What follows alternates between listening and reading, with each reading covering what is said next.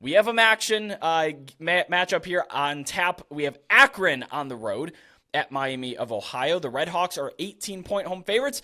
The game only carries an over-under of 41 points. Large spread, low total. That's interesting. We'll get into a little bit of strategy with that. Don't worry. This game kicks off at 7:30 p.m. Eastern on ESPNU. That is on Wednesday. It's going to be breezy during the game. We're expecting winds between 11 and 15 miles an hour with higher gusts, so that does sometimes impact the total. It's already low total enough, so we'll see. Also, I'm up in Cleveland. There must be a hard line because we're in the 50s, and it's saying that's going to be almost 80 this day. Not during the game, but I said throw out there. Jealous of the people down there in Oxford. The market did take a position on the under already. Maybe that's weather-induced. Maybe that was just market movement, but they dropped it from 43.5 to 41 on Tuesday. Also, the Redhawks took some early money in the week. I don't anticipate seeing any Akron money, to be honest here. The wagon wheel game, the game that Akron is coming off, a huge comeback win, 21-point fourth quarter. Glad I stuck it out. Couldn't feel any of my extremities and caught a pretty nice cold after going to that game, but I'm glad I was there. That was a lot of fun. Great job. That said, this is not the Kent State defense, Kelly. Miami is 43rd in points per quality possession allowed. I do have to give a shout out. Parker Fleming at Stats of War on Twitter shares these amazing stat breakdowns, and I borrow a lot of stuff from there. Credit where credit is due. Miami's also top 20 in third down conversion rate, and they're only allowing 12.2 points per game to MAC opponents so far this season.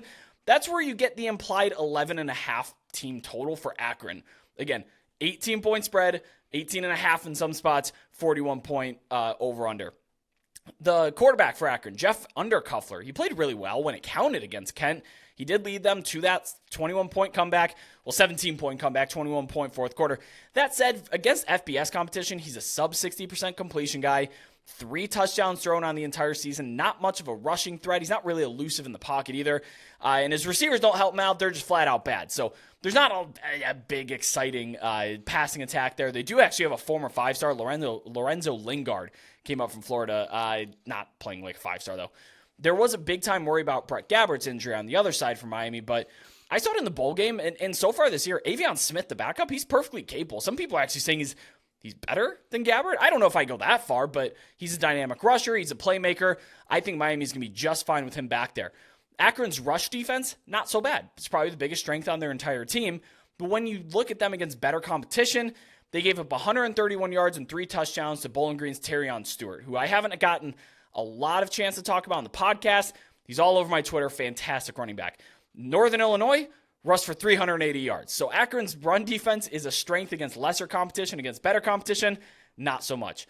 Last year, Akron became feisty at the end of the year when DJ Irons came in and injected the team with a little bit of life.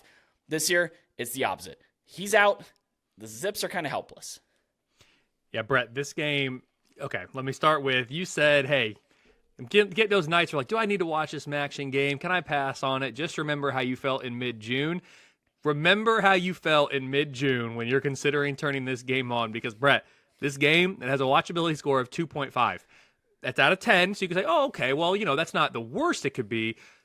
It's the worst we have this week, Brett. It's the number 1 sicko game of the week for me, the lowest watchability score that we have. And people sometimes get confused, I think, with my watchability. And you're saying, oh, you said that wasn't going to be a good game.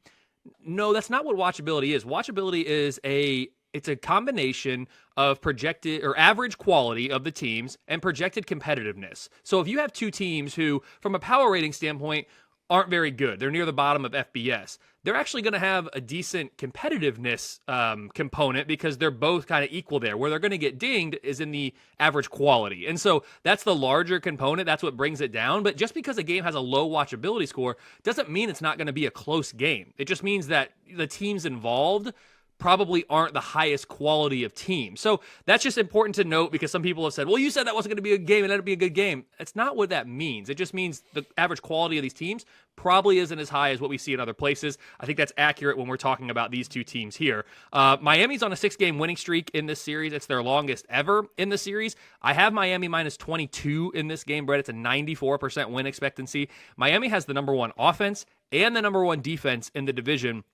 But it's really the defense that's been the most impressive for me. They're ranking right now as season best, number 36 nationally this week. I mean, that's a really, really good defense, just period. You put the fact that they're playing in the MAC, and we're traditionally, or this year, we haven't seen defense or offenses unit ranks that high, it's really, really impressive what this defense has been able to do this year, and I expect that they're going to be the best unit on the field by a large margin.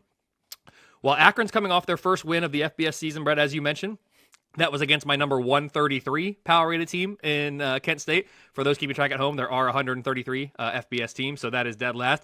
The Zips are still my second to worst in the power ratings this week, number 132. Miami's at home. They have the rest advantage. I have the Redhawks with a 95% chance to win the East, a 43% chance to win the MAC as things stand.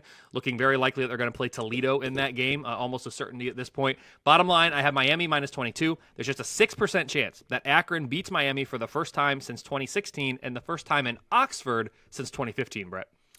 I do like that 43% chance to win the MAC, considering I am still holding a 9-1 ticket on the Red Hawks for the MAC. It's my only conference future that's looking halfway decent.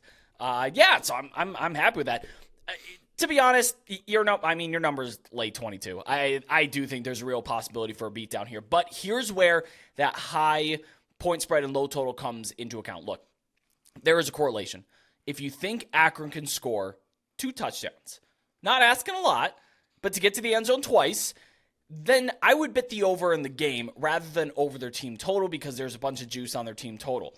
If you don't think they're going to score 2 touchdowns, probably take the under in the game. Miami of Ohio runs the 5th slowest tempo in the country. They're super conservative on late downs. People seem to forget that. We hit bowl season and everyone loses their collective minds when they don't go for 4th down late in the game. That's just not what they do there. I probably lean the latter of the 2 options. So it's probably a lean to the under, even with the total bet down. 41 points, that's asking Akron to score 14 or more, and I don't know that they do that.